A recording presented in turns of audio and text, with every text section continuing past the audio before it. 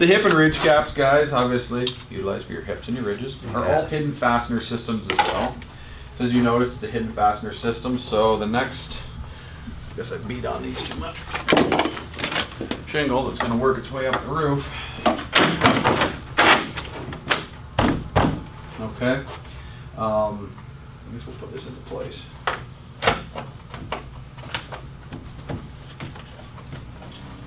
Oh, one thing I forgot to show you. You don't have to make that reveal cut on every single course going up, but what is recommended is putting that little weep hole. Okay? It's just an extra precautionary measure when you're tucking it into that channel. Your next shingle that goes across the top, also your screw fastened flange across the top, come back, cut it off on a 45. The reason you're doing that is so this doesn't get pushed down into the channel and it track across. This is allowing the water to reveal across. So that's only up the rake?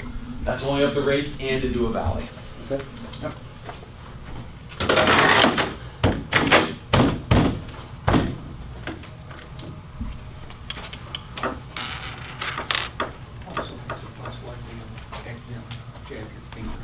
Now, this is too close.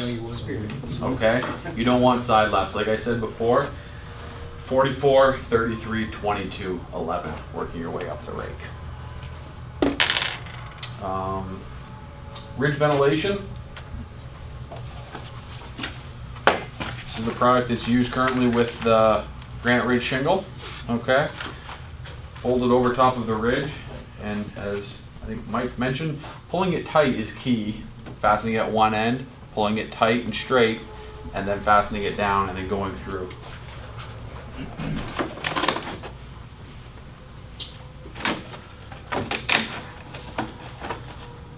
Kicking across your ridge.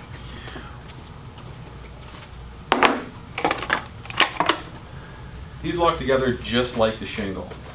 They have little clips which come in and clip across the top, locking them together. So you have one piece.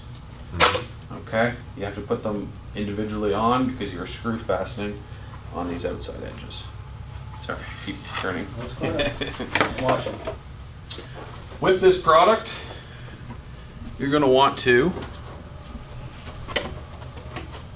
tuck it into this channel. Okay? So what you're going to need to do is come back,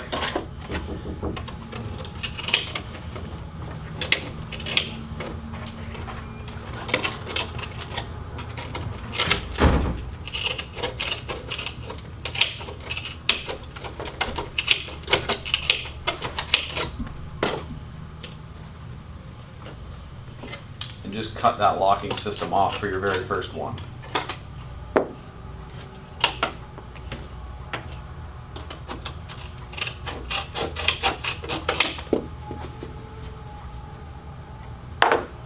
Bet you didn't have a V-shaped guillotine cut.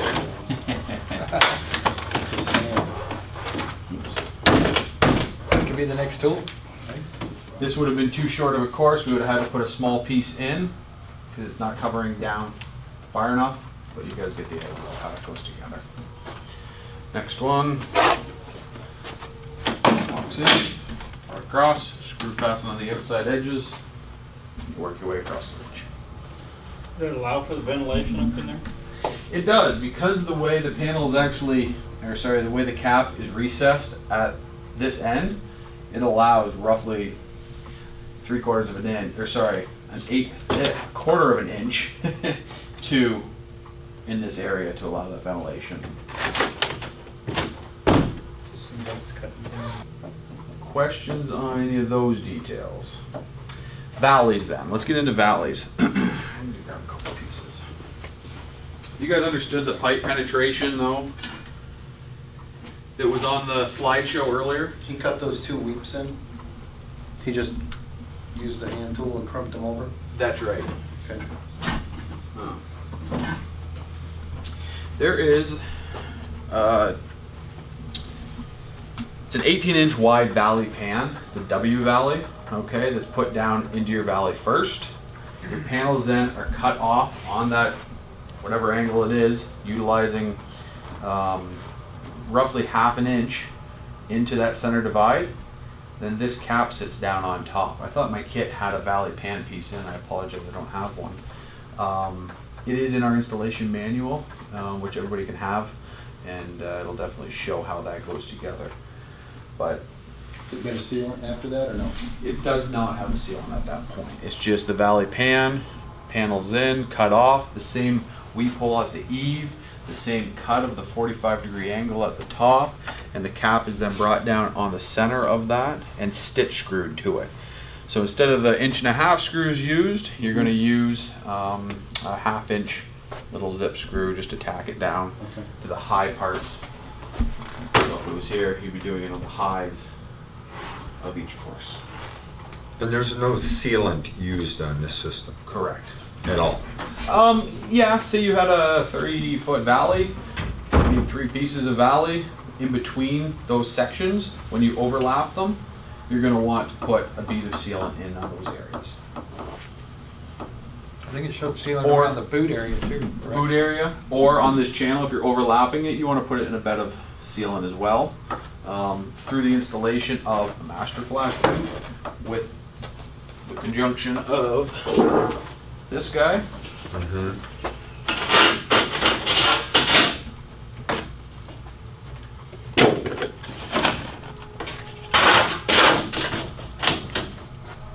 And that, first of all, so your hole's cut, seal around that outside edge. Mhm. This is one thing that people, it always gets missed.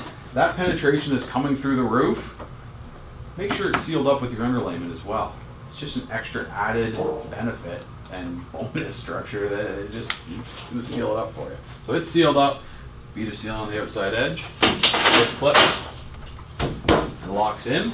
Okay, so it's nice and tight, screw fastened at the top, not at the bottom, it's already clipped in here. You then cut this to fit, sealant on this inside edge as you slide it down over top, so it's nice and sealed, nice and tight, whatever size. This gets down to, I think, 1.5 inches is the smallest. But anyway, they make different sizes. Sealant on this outside edge. Over top of your pipe, screw fasten it down, and then bring your panel in and do the same thing. Your panel comes in, is brought in, cut out to whatever size it's going to come in at, and then so here it's going to come to this outside rim, cut it off, and you can caulk and seal around that outside edge as well. So you have, like I said, 1, 2, panel 3, master flash, almost 4 layers of protection. What were they using to cut the holes with? Just tin snips. Hand or the tool? Typically, just most guys have these readily available, so they'll do Tool's that. okay though, right? Tools perfectly fine, absolutely, absolutely. The tighter the better, obviously, with around that hole. So Is it